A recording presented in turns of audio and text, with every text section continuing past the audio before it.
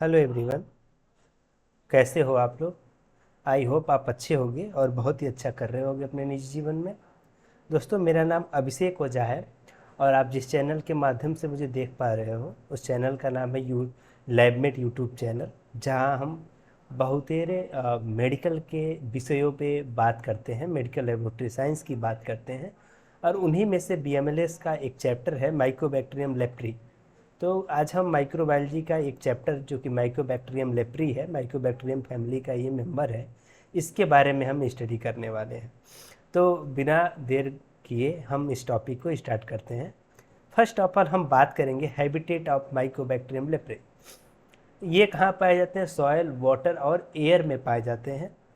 Found in the soil where leprosy infected people live. ठीक है, ऐसे जगहों पे, ऐसे ऐसे मिट्टी में पाए जाते हैं जहाँ पे इन्फेक्टेड पीपल्स, लेप्रोसी से इन्फेक्टेड पीपल जो हैं वो पाए जाते हैं। वहाँ पे, वहाँ के ज़मीन में जो है वो ये पाए जाते हैं। ठीक है, most of them are non pathogenic and non parasitic. ठीक है, ज़्यादातर इनमें से क्या होते हैं? नॉन पैथोजेनिक होते हैं, मतलब कि कोई डिजीज कॉज नहीं करते हैं। और ये क्या होते हैं? नॉन पैरासिटिक भी होते हैं। ओके, देन बात करते हैं हम next one, found in warm tropical country. ठीक है, कैसे कंट्रीज में पाए जाते हैं? वार्म ट्रॉपिकल कंट्री, गर्म जगहों पे पाए जाते हैं, जैसे अफ्रीकन रीजन में। ठीक है, गर्म जगहों पे। ठीक है, और सहारन कंट्रीज में।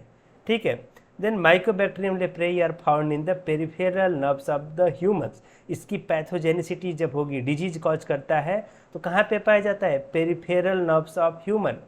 ठीक है, मतलब जो हमारे पेरिफेरल नर्व्स है, स्किन के पास वाले नर्व्स में, ये क्या पाए जाते हैं माइकोबैक्टीरियम लेप्रेई। ठीक है, ये कहाँ पाए जाते हैं? Found in the cold part of the body such as limbs, upper limb, lower limb और नोज के पास पाए जाते हैं। हाथ, पैर और नाक के पास क्या होती है जी? इसका टेम्परेचर थोड़ा कम होता है हमारे बॉडी के अन्य अंगों से। क्यों होता है? क्योंकि हमारे बॉडी के, हमारा जो पैर और हाथ है वो डायरेक्टली इन्वायरमेंट के टच में होते हैं। ठीक है, अगर जो टेम्परेचर रेज्ड होता है तो इनके टेम्परेचर बढ़ जाते हैं। ठीक है, अगर जो टेम्परेचर लोअर इन साइड होगा तो हमारे टेम्परेचर क्या होता है? लिम्स के कम हो जाते हैं। वाइल नोज का भी टेम्परेचर क्या होगा? वो वहाँ पे हम क्या करते हैं? ऑक्सीजन का, लगातार ऑक्सीजन जो है उसे हम इनहेल करते हैं वहाँ से। दैट्स वाई वहाँ का टेम्परेचर भी as compare to other body organs कम होता है। दैट्स वाई माइक्रोबैक्टीरियम लेप्रेई का जो ह्यूमन बॉडी में पाए जाने वाले अंगों की बात करोगे तो वहाँ पे हैंड, फीट एंड नोज की बात करेंगे, because they are cold in nature in compare to other body parts. ठीक है, they are aerobic intracellular organism. ठीक है, कैसे होते हैं? एरोबिक होते हैं, इंट्रासेलुलर ऑर्गेनिज्म है। ठीक है, और ये कहाँ पाए जाते हैं? ह्यूमंस के बाद ये आमाडिलोज। ठीक है, ये अमेरिकन कंट्रीज में पाए जाने वाला एक प्रकार का जंतु है, जिसमें ये क्या किए जाते हैं जी? पाए जाते हैं इन एक्सेप्ट ह्यूमंस। ठीक है, ठीक है, अगर जो आपसे क्वेश्चन पूछा जाए कि लेप्रोसी जो है, माइकोबैक्टीरियम लेप्रोसी या फिर माइकोबैक्टीरियम लेप्री ह्यूमन के अलावा कहाँ पाया जाता है, किस और जंतु में पाया जाता है, तो आप बताओगे आमाडिलोज में पाए जाते हैं। Okay, they grow on temperature between 30 to 33 degree Celsius, मतलब ऑप्टिमम टेम्परेचर कितना होगा इसका कल्टीवेशन का? 30 से 33 डिग्री सेल्सियस। ठीक है, और इसका पीएच क्या होता है जी? 5.1 to 5.6। That means we can say mycobacterium leprosy is acidophilic bacterium. Okay, they can survive in humid environment for 9 to 16 days. Humid environment में भी यह 9 से 16 दिन तक रह सकते हैं। वाइल 46 डेज या मॉइस्ट सॉइल में। ठीक है, नम जमीन में, ठीक है, नम मिट्टियों में भी रह सकते हैं ये। ह्यूमिड इन्वायरमेंट में 9 से 16 दिन रह सकते हैं। While 2 hours in sunlight. ठीक है, सनलाइट जिसमें यूवी रेज होते हैं उसमें कम समय ही रहते हैं, दैट इज 2 आवर्स ओनली ये वहाँ पे सर्वाइव कर सकते हैं। And for about UV light. ठीक है, जहाँ यूवी लाइट का सिर्फ सेचुरेशन होगा, ज़्यादा सेचुरेटेड यूवी लाइट होगा, वहाँ पे 30 मिनट्स तक ये सर्वाइव कर सकते हैं। ठीक है, समझ आया आपको? It's generation time is from 10 to 13 days. ठीक है, एवरेज 14 डेज में ये क्या होता है? जनरेशन टाइम है इसका। जनरेशन टाइम आपको पता होगा, आपने बैक्टीरियल ग्रोथ कर्व पढ़ा होगा, तो उसमें जनरेशन टाइम का मतलब क्या है? बैक्टीरियम जो है अपने नंबर्स को बढ़ा लेता है। ठीक है, अपने नंबर्स को बढ़ा के क्या करता है, अदर 2 डॉटर सेल्स में डिवाइड हो जाता है, उसको आप जनरेशन टाइम बोलते हो। ठीक है, जैसे हम बात करें तो इकोलाई का कितने हैं, 20 मिनट्स है, वैसे ही इसका 14 डेज है माइक्रोबैक्टीरियम लेप्रोसी का जनरेशन टाइम, यानी इतने टाइम के बाद ये रेप्लिकेशन कर लेता है अपना। ठीक है, it was first detected in 1873 by Nigerian physician named Gerhard Hansen. ठीक है, नॉर्वे के ये फिजिशियन थे जिनका नाम क्या है, Gerhard Hansen, that's why Hansen's disease भी इसको बोलते हैं हम, लेप्रोसी को। ठीक है, अगर जो आपसे पूछा जाए माइक्रोबैक्टीरियम लेप्रोसी, माइक्रोबैक्टीरियम लेप्रेई, लेप्रोसी तो काज करता है, दूसरा बीमारी का क्या नाम है, उसको और भी क्या बोलते हैं, तो उसे आप बोलोगे हैंसन डिजीज बोलते हैं। क्यों बोलते हैं जी, क्योंकि इसको फर्स्ट जिसने डिटेक्ट करा था वो कौन थे, ग्रीहार्ड हैंसन थे, जिनके नाम पे इस बीमारी का नाम पड़ा है। ठीक है, समझ आया आपको।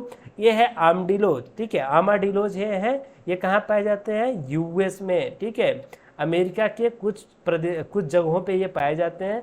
ये इकलौते ऐसे ऑर्गेनिज्म है जो ह्यूमन के अलावा इनमें माइक्रोबैक्टीरियम लेप्रोसी क्या कर सकता है, वो अपने आप को इनके लिए इन्फेक्टेड होता है। समझ आया। ठीक है, मॉर्फोलॉजी की बात करेंगे। ठीक है, they are acid fast organism. ठीक है, एसिड फास्ट ऑर्गेनिज्म होते हैं। एसिड फास्ट का मतलब पता होगा, एसिड फास्टनेस होती है इनमें दैट मीन्स या वीक एसिड के साथ ट्रीट करने पे कोई असर नहीं होता है इनमें। दैट्स वाई हम इनमें क्या करते हैं, जो एसिड्स यूज करते हो वो स्ट्रॉन्ग एसिड यूज करते हो। ठीक है, तो एसिड फास्ट ऑर्गेनिज्म है ये, एंड आल्सो इसको कंसीडर करते हैं हमें एज ग्राम पॉजिटिव बैक्टीरिया के रूप में। इसे आप क्या करते हो, आप आइडेंटिफाई करते हो, वीक ग्राम पॉजिटिव होता है। क्यों, क्योंकि ये जो बैक्टीरियम है ये इसका आप जो है अगर जो ग्राम स्टेन करोगे तो वो पॉसिबल नहीं हो पाता है, मगर कुछ जगहों पे स्टडी करके ये पता कराया गया है कि यह वीक ग्राम पॉजिटिव बैक्टीरियम है। ठीक है, इसमें इसके लिए आप एसिड फास्ट बैसिलाई का क्या स्टेन यूज करते हो, झील निल्सन स्टेन यूज करते हो, जिससे आपको पता चल पाता है कि यह माइक्रोबैक्टीरियम स्पेसीज है। ठीक है, क्योंकि इनमें माइकोलिक एसिड पाया जाता है जिनमें ये ग्राम स्टेन्स जो है वो पेनिट्रेट नहीं कर पाते हैं। ठीक है, माइकोलिक एसिड को पेनिट्रेट करके और सेलुलर ऑर्गन्स को स्टेन नहीं कर पाते हैं, दैट्स वाई वो आप डिफ्रेंशिएट नहीं कर पाओगे।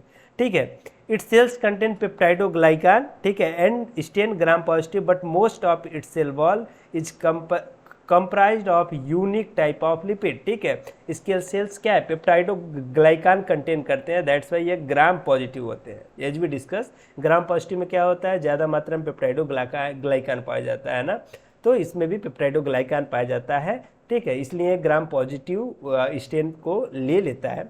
बस मोस्ट इसके ज़्यादातर सेल वॉल में क्या होता है, यूनिक टाइप ऑफ लिपिड पाए जाते हैं। ठीक है, जिसको मैंने आपको बताया कि माइकोलिक एसिड। ठीक है, due to thick waxy content they stain with carbolfuchsin. ठीक है, थिक वैक्सी कंटेंट, ठीक है, higher waxy content mycolic acid का कोटिंग होती है। ठीक है, इसके सेल्स के अराउंड, दैट मीन्स कि ये जो ग्राम स्टेन्स में ग्राम स्टेनिंग है वो इसे पेनिट्रेट नहीं कर पाता इस वैक्सी कंटेंट्स को, तो इसके लिए वैक्सी कोटिंग को हटाने के लिए कार्बोल्फाक्सिन आप यूज करते हो। ठीक है, जो आप झील निल्सन स्टेनिंग में यूज करते हैं ना। They are also known as Hansen's bacillus spirelli. ठीक है, इसका दूसरा नाम क्या है, हैंसन बैसिलस स्पाइरेली। इसको पैकेट ऑफ सिगरेट के अपीयरेंस में आप देखते हो, कुछ इस तरह से ये स्ट्रक्चर दिख रहा है। बाहर से आप देखोगे तो सिगरेट का पैकेट कुछ इस तरह से एक साइड से दिखता है। ठीक है, they have parallel side with rounded end. ठीक है, पैरेलल साइड्स होते हैं राउंडेड इंड के साथ, 1 से 8 माइक्रोन इनकी लेंथ होती है। ठीक है, एंड 0.2 to 0.5 माइक्रोमीटर इनकी डायमीटर होती है। ये नॉन स्पोरिंग होते हैं, नॉन कोएप्सुलेटेड होते हैं, नॉन मोटाइल बैक्टीरिया है। They divided by bandy fission. ठीक है, बैंडी फिजन से ही ये क्या होते हैं, डिवाइड होते हैं, दैट मीन्स एसेक्सुअल रिप्रोडक्शन होता है। They appears in group of bacilli side by side. ठीक है, they are cylinder, slightly curved and straight rod. They appears in clumps and rounded masses. ठीक है, these are the morphology of mycobacterium leprosy. ठीक है, next हम बात करेंगे mycobacterium leprae acid fast stain में। आप देखोगे कुछ इस तरह से दिखता है। ठीक है, ZN स्टेन आप कर रहे हो या एसिड फास्ट बैसिलाई को देखने के लिए झील निल्सन स्टेनिंग करते हो तो माइक्रोबैक्टीरियम आपको इस तरह से कुछ देखने को मिलेगा। ठीक है, कार्बोल्फाक्सिन स्टेन का यूज करने की वजह से। बात करेंगे पैथोजेनेसिस की। जो पैथोजेनेसिस है आपका पैथोजेनेसिस ऑफ माइक्रोबैक्टीरियम लेप्रेई, उसका कॉजेटिव एजेंट जो है माइक्रोबैक्टीरियम लेप्रेई वो क्या कॉज करता है, लेप्रोसी काज करता है। ठीक है, लेप्रोसी का कॉजेटिव एजेंट कौन है जी, माइक्रोबैक्टीरियम लेप्रेई है, जिस डिजीज का लेप्रोसी के अलावा दूसरा नाम है हैंसन डिजीज। ठीक है, involves a complex interaction between the pathogen and host immune system. ठीक है, पैथोजन और होस्ट इम्यून सिस्टम के बीच में एक कॉम्प्लेक्स इंटरेक्शन होता है। बात करें इनके पैथोजेनेसिस की 1 बाय 1, तो पहले हम बात करेंगे इंट्रोडक्शन टू द पैथोजन। ठीक है, माइक्रोबैक्टीरियम लेप्रोई क्या है, is an obligate intracellular acid fast bacillus है। ठीक है, it has predilection for cooler areas for the body such as skin, peripheral nerve, mucous membrane and the upper respiratory tract. As we discussed कि cooler body parts में ही ये क्या होते हैं, अपने आप को ग्रो कराते हैं, वैसे ही रीजन्स में इनका डिजीज देखने को मिलता है। लेप्रोसी, कुष्ठ रोग भी बोलते हैं उसे आप। द ऑर्गेनिज्म क्या होता है, वेरी स्लोली ग्रो करते हैं और डबल होने में यानी जनरेशन टाइम इनका कितना है, 12 to 14 डेज है। ये था इंट्रोडक्शन। दूसरा क्या है, एंट्री एंड ट्रांसमिशन होता है हमारी बॉडी में, इन्वेशन एंड कॉलोनाइजेशन होता है इनका, इम्यून इवेजन होते हैं, देन होस्ट रिस्पॉन्स। ठीक है, then tissue damage and clinical manifestation जो कि आपको एज अ डिजीज देखने को मिलता है। सबसे पहले बात करेंगे पेरिफेरल नर्व्स में, वहाँ पे ये क्रोनिक इन्फ्लेमेशन बनाते हैं। ठीक है, क्रोनिक इन्फ्लेमेशन काज करते हैं जो कि डीमाइलिनेशन होता है। ठीक है, माइलिन शीथ क्या होते हैं, डिमाइल हो जाते हैं। ठीक है, देन फाइब्रोसिस नजर आएगी आपको, नर्व्स डिस्फंक्शन। ठीक है, causing sensory and motor defects आपको देखने को मिलेंगे। स्किन की बात करेंगे, लीजन में ranges from hypopigmented macules in tuberculoid leprosy to nodules and plaques in lepromatous leprosy. ठीक है, स्किन्स में क्या होंगे, स्किन आपको कैसे दिखेंगे, कुष्ठ मतलब जो रफ स्किन आपको देखने को मिलेगा, नोड्यूल्स देखने को मिलेंगे आपको। ठीक है, सिस्टमेटिक इफेक्ट की बात करें तो ये advance cases of लेप्रोमेटस leprosy can involve in the eyes, testis and other systems of the body. ठीक है, अब हम बात करते हैं नेक्स्ट लेप्रोसी के कुछ, आपको ये फिगर्स देखोगे, लेप्रोसी ये फिंगर्स अपर लिम्ब में कॉज कर रखा है। ये लेप्रोसी आपको देखने को मिल रहा है जहाँ पे कुछ ये आर्थराइटिस जैसा सिम्टम आपको दिखेगा। क्या होंगे, जो ऑर्गन जो आपके हाथों की ये बनावट है देख रहे हो, क्या हो गई है, छत बिछत हो गई है, दैट मीन्स कि वो टेढ़े हो गए हैं। ठीक है, ये लेप्रोसी स्किन में आपको दिख रहा है, लिम्स के। ठीक है, ये लेप्रोसी आपको लोअर लिम्ब में, ठीक है, दिख रहा है कुछ। ठीक है, देखिए लेप्रोमेटस लेप्रोसी है ये। ठीक है, यहाँ पे ऑर्गन्स रफ दिखेंगे आपको। ठीक है, ये लेप्रोसी है यानी हैंसन डिजीज है ये।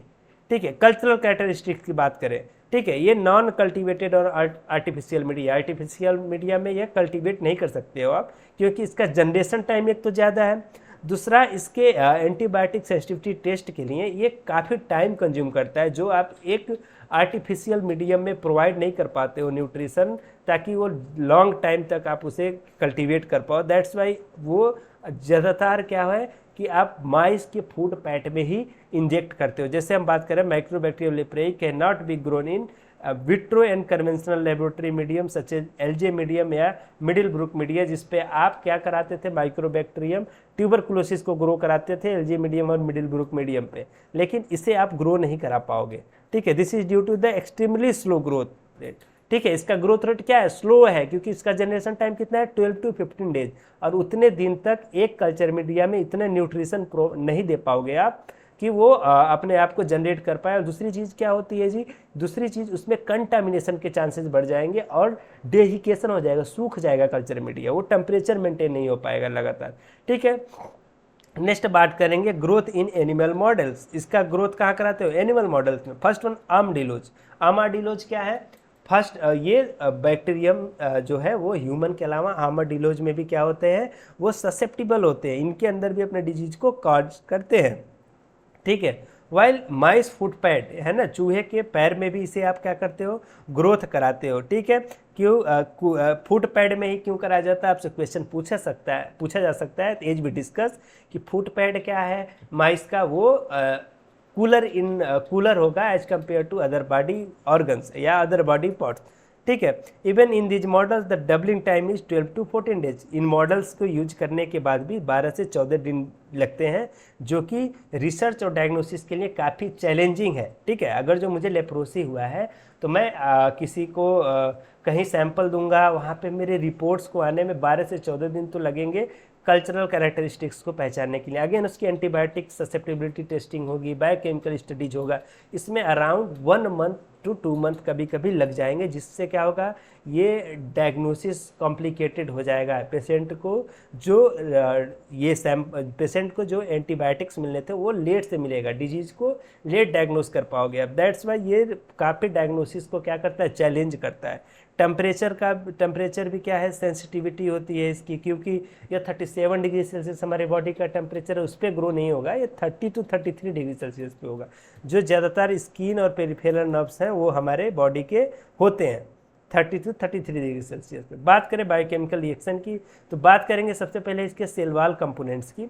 तो इसमें एसिड फास्टनेट्स देखने को मिलता है due to the presence of mycolic acid, as we discuss. That's why यह स्टेन सिर्फ झील निल्सन और फाइट एंड फार्को स्टेनिंग से ही होता है। ठीक है, फिनोलिक ग्लाइकोलिपिड 1 PGL1 जिसका डिटेक्शन आप करते हो, यह पाया जाता है इम्यून इवेशन के ड्यूरिंग। ठीक है, इसका एडेशन होता है स्वान सेल के साथ। ठीक है, तो PGL1 का ही डिटेक्शन आप करोगे जब मॉलिकुलर स्टडीज करोगे। एंजाइम एक्टिविटी की बात करेंगे हम। एंजाइम एक्टिविटी में लिमिटेड एंजाइम एक्टिविटी होता है इसका compared to other mycobacterium, while negative for many standard biochemical test such as nitrate reduction catalase और यूरिएज, ये क्या होता है, निगेटिव होता है। प्रोड्यूस करता है मिनिमल और नो हीट स्टेबल कैटलेजेज को। ऑक्सीडेटिव एंड रिडक्टिव मेटाबॉलिज्म है इसका, जिसमें आपको देखने को मिलेगा shows very slow and limited carbohydrate metabolism, है ना। दैट मीन्स TSIA टेस्ट क्या होता है, वेरी स्लोली कंज्यूम करता है, वेरी स्लोली मोटेबोलाइज करता है। ठीक है, मतलब कार्बोहाइड्रेट को बहुत स्लो मेटाबोलाइज करेगा। प्राइमरली डिपेंड होता है कहाँ पे, होस्ट सेल के ऊपर एनर्जी के लिए। And nutrient due to its inability to synthesize many essential metabolic precursor. That means कि इसका जो मेटाबॉलिज्म होता है या न्यूट्रिएंट्स के लिए वो टोटली डिपेंडेंट होता है होस्ट के सेल्स के ऊपर। ठीक है, स्पेसिमेन की बात करें लेबोरेटरी डायग्नोसिस में, हम सबसे पहले जब भी लेबोरेटरी डायग्नोसिस किसी भी बैक्टीरियम का स्टडी कर रहे हैं तो सबसे पहले स्पेसिमेन की बात करते हैं। तो एज वी डिस्कस कि ये क्या करता है, हमारे लिम्स में, पेरिफेरल नर्व्स में और अपर रेस्पिरेटरी ट्रैक्ट में, नोजेज के अराउंड ये इन्फेक्शन कॉज करता है। तो यहाँ से स्क्रैपिंग ले लोगे आप, इन्फेक्टेड एरिया से स्क्रैपिंग। ठीक है, मतलब एक नाइफ के हेल्प से आप स्क्रैप कर लोगे उस स्किन को। ठीक है, मतलब थोड़ा सा स्किन निकाल लोगे। ठीक है, स्किन बायोप्सी कर सकते हो, नेजल डिस्चार्ज ले सकते हो आप, scraping from the nasal mucosa, slit skin smear which are prepared by making superficial incision in the skin. ठीक है, then scraping out from tissue fluid and cells. Okay, skin smears की बात करें, the skin smear are collected from the leprous region such as nodules, thick papules and the areas of the infiltration. In cases of patches, the samples are obtained from the edge of the lesion rather from the center. ठीक है, patches जब बन जाते हैं तो आपको samples का क्या सेंटर से नहीं लेना है, एजेज से लेना है, किनारे से लेना है। ठीक है, स्किन स्मेयर जो है वो स्लिट एंड स्क्रैप मेथड से ही आप क्या करने हैं, कलेक्ट करने हैं। ठीक है, ये तो सैंपल की बात। अब हम बात करते हैं माइक्रोबैक्टीरियल लेप्रेई का। ठीक है, तो नेजल स्मीयर में smear from nasal patches are collected by scraping material from the mucous membrane in the internal nasal septum, particularly from inferior turbinate folds from the nasal septum. ठीक है, नेजल स्मीयर्स आपको collect करने हैं, कैसे इसमें बता रखा है। स्किन एंड नर्व्स बायोप्सी को भी आप कलेक्ट कर सकते हो। ये है आपके एसिड फास्ट बैसिलाई, जो पैकेट ऑफ सिगरेट के रूप में ये पिंक कलर के आपको दिख रहे हैं। ठीक है, सिगरेट के बंडल के रूप में दिख रहे हैं आपको ZN एंड स्टेन में। ठीक है, माइक्रोस्कोपी की बात करें तो जो स्लिट स्किन स्मीयर होगा या नेजल स्मीयर होगा, वो स्मीयर जो है other space from other specimen on the slide are stained by Ziehl Neelsen technique by the using 5% sulphuric acid for decolourisation. ठीक है, एज वी डिस्कस क्या करना है कि आपको यहाँ पे जो एसिड लेने हैं, क्योंकि ये एसिड फास्टनेस है इसमें, तो वीक एसिड नहीं स्ट्रॉन्ग एसिड यूज करना है। दैट्स वाई आप सल्फ्यूरिक एसिड डिकलराइजेशन के लिए यूज कर रहे हो ये ZN एंड स्टेनिंग में। ठीक है, under oil immersion field objective red acid fast bacilli आपको दिखेंगे, जो कि सिगार लाइक या बंडल लाइक स्ट्रक्चर में दिखेंगे आपको। किस तरह के, तो ये आपको कुछ इस तरह से दिखेंगे पैकेट ऑफ सिगरेट के रूप में। ठीक है, then globi are present inside the foamy macrophage called Virchow lepra cells और फोमी सेल्स। ठीक है, ग्लोबाई आपको इसमें नजर आएंगे फोमी माइक्रोफेजेज में। ठीक है, देन बात करते हैं माइस फूड कल्टीवेशन की। ठीक है, माइक्रोबैक्टीरियम लेप्रेई जो है वो कल्टीवेटेड नहीं होता आर्टिफिशियल मीडियम में, क्योंकि हमने बात करा है यहाँ पे टिश्यू कल्चर में। तो जो एकमात्र ग्रो कराने का तरीका है वो है आपका माइस फूड पैड में जो माइक्रोबैक्टीरियम लेप्रेई का स्पेसिमेन है उसमें उसको क्या करना ना, इनाकुलेट करना, और उसको 20 डिग्री सेल्सियस पे 6 से 9 महीने के लिए आप ऑब्जर्व करते हो। That's why it is complicated for the research and diagnosis purpose. ठीक है, 6 से 9 महीने का टाइम लेता है, क्योंकि इसमें आपको एंटीबायोटिक स्टडीज में काफ़ी टाइम लेते हैं, और इसका जनरेशन टाइम भी क्या है, काफ़ी स्लो है। Other animal such as 9 banded armadillo, ठीक है, 9 बैंडेड जो आर्मडिलो है वो भी क्या होते हैं, यूज्ड होते हैं एज अ कल्टिवेशन। ठीक है, रिजर्वायर होता है ये आपके माइक्रोबैक्टीरियम लेप्रेई का।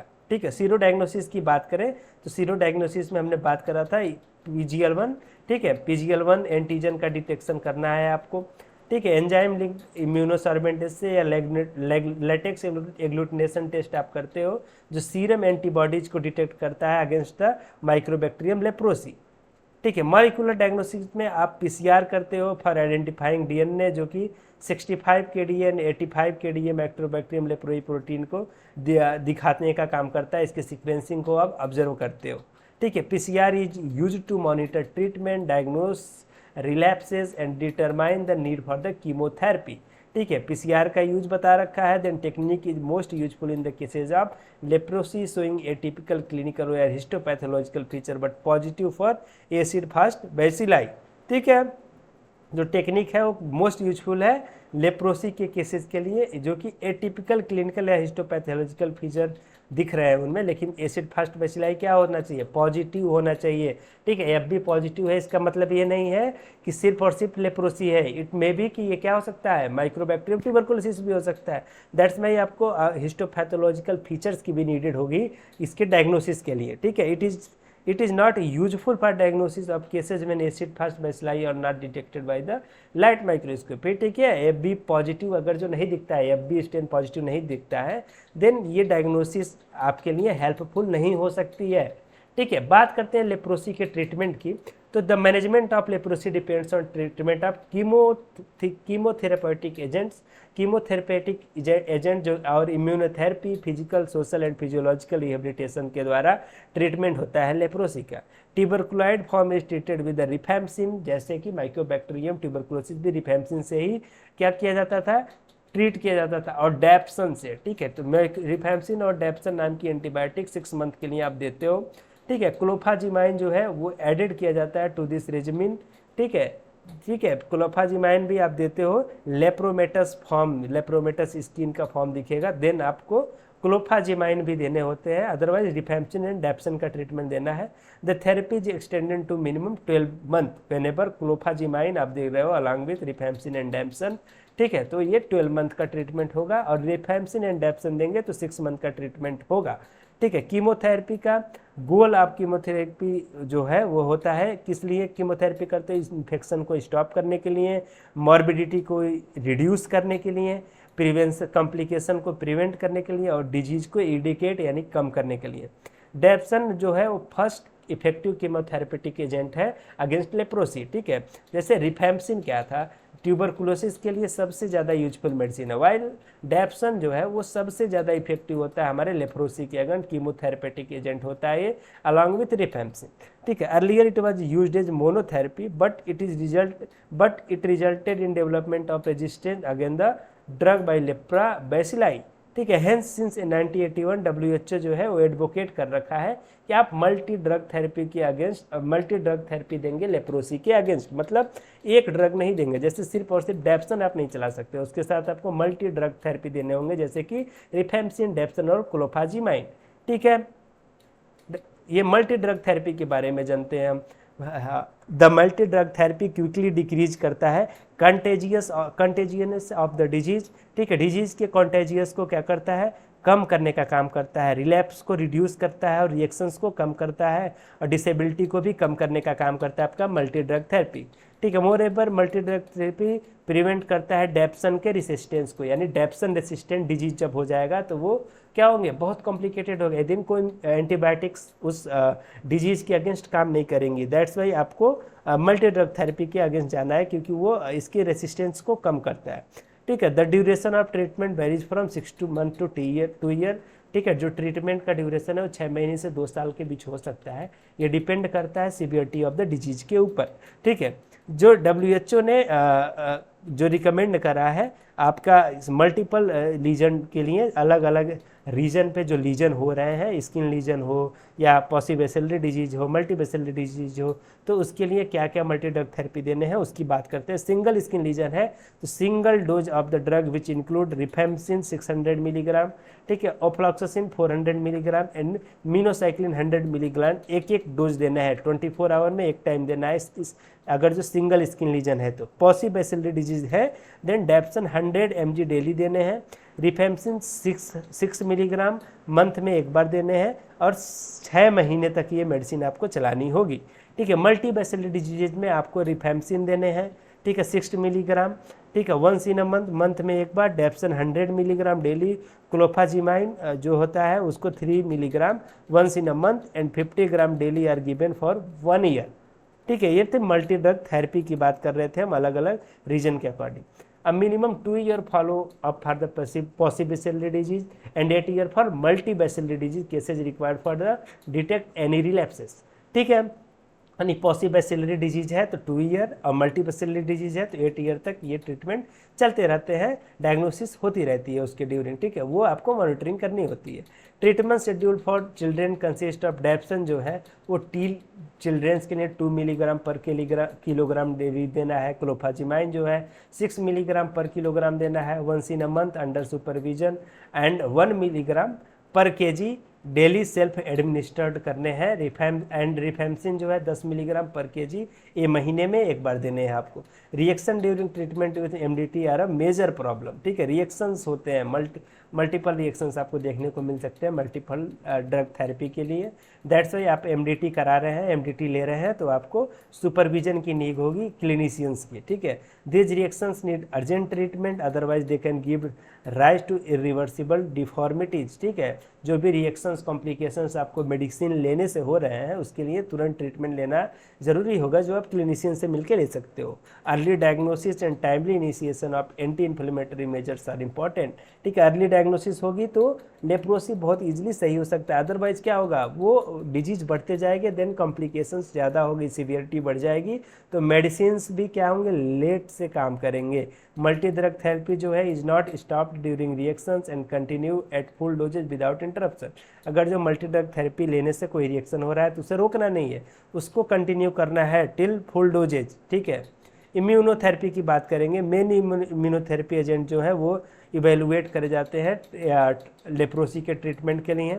इसमें इम्यूनोमॉड्यूलेटरी ड्रग्स होते हैं such a transfer factor, acetoacetaldehyde leprae and delipidified cell component of mycobacterium leprae.